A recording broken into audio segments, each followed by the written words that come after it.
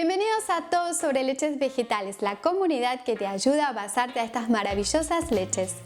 ¿Cómo conservar la leche vegetal? Mi nombre es Eliana Casado y soy especialista en leches vegetales. Bueno, la mejor forma de conservación es en la heladera o nevera a una temperatura entre 2 y 5 grados. Vamos a dejarla allí, nos puede durar entre 3 y 4 días. Recuerda que la leche vegetal que haces en tu casa es una leche que está viva, ya que en ella los micro y macronutrientes están en constante transformación. Por eso es que la leche, lo que ocurre con ella es como que va envejeciendo hasta que perece, hasta que ya no la podemos consumir y nos vamos a dar cuenta porque tiene un olor feo, un sabor feo, incluso a veces también cambia el aspecto. Digamos que eso es importante que lo sepas antes de consumir la leche vegetal si ha pasado esta cantidad de días.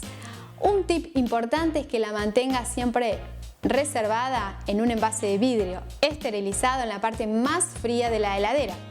Procura nunca retirarla y dejarla mucho tiempo por fuera, ya que estando a temperatura ambiente, ese proceso de envejecimiento va a acelerarse y te puedo asegurar que si tú te la olvidas unas horas así, a temperatura ambiente, ni hablar un día de mucho calor, esa leche que hiciste se va a poner súper fea muchísimo antes de tiempo. Si quieres que dure un poquito más, siempre puedes congelarla y en ese caso te va a durar hasta 3 meses.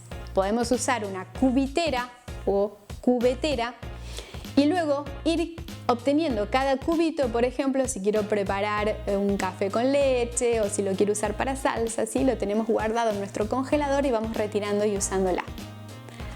Recuerda que esto es un alimento que está vivo, entonces lo haces en tu casa para consumirlo en los próximos días.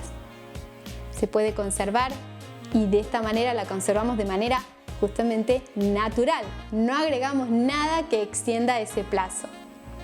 Las leches vegetales comerciales tienen ingredientes que hacen que duren muchísimo más. Pero bueno, luego podemos hablar de la cuestión de salud diciendo si esos ingredientes que se incorporan son buenos para nuestro cuerpo. Espero que esta información haya sido muy útil y nos vemos en la próxima. Adiós.